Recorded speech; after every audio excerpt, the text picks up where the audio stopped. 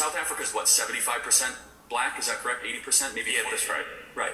And so explain to me, like post-apartheid, outside of the land ownership, maybe there's a business element. Why is it that once apartheid was removed, why black South Africans were not able to see their material economic net worth go up in the last 20 or 30 years? What do you think there's any, maybe I don't know enough, are there any cultural inhibitions of a defeatist attitude that has basically, let's say, infected the minds of poor South Africans last 20 years that feel as if they can't accumulate wealth? Do you think that plays a factor? Yeah, I think what's really infected black South Africans is pretty much going back what we're talking about. Obviously, from the colonial background that I just gave you, and we see a lot of like neo-colonialists, you control the supply chains, and you own 72% of agriculture farmland.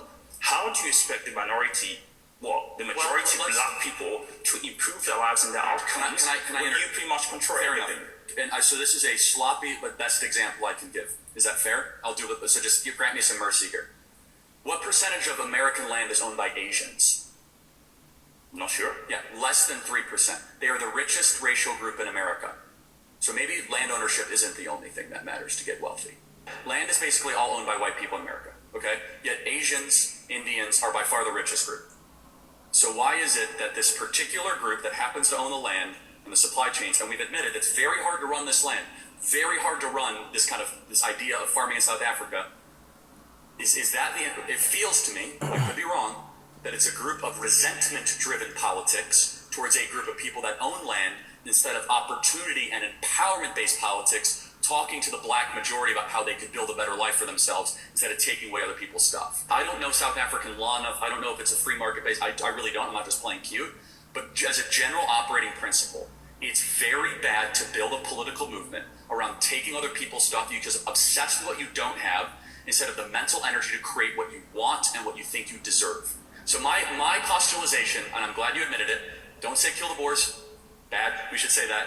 It has created real deaths and real harm. If I was in charge, which of course I'm not, I would spend all my time not saying kill the boar. I would say, my people, get your act together. Let's work harder. Let's prove the boar wrong. Let's start a business. Let's build families. One is driven in resentment and greed and envy and confiscation, and one is rooted in creation and entrepreneurship and optimism. I'd like to see the latter. What's wrong with the blacks, man? What a mess. I mean, there were some great points in this conversation. Apartheid in South Africa.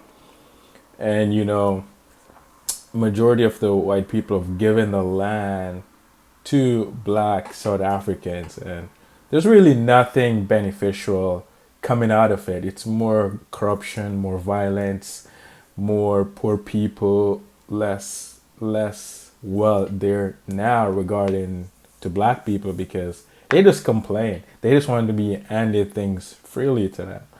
And when you give someone something freely, they don't know how to manage it because they never had to go through the process to learn how to manage what they're going to get. It's like, you have a kid and you yourself is wealthy, and that kid never learns how to do anything or be prepared to take on that wealth that is going to be given to them.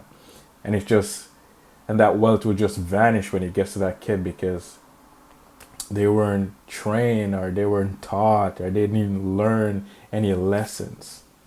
So it just vanished. That wealth just vanished in between one generation. But maybe I don't know enough. Let me know what you guys think in this video.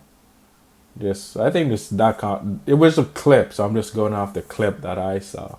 I don't always agree with Charlie Kirk and things, but he's a really nice guy, good guy, I think. I don't know, but I never met him in person. But let me know what you guys think, man.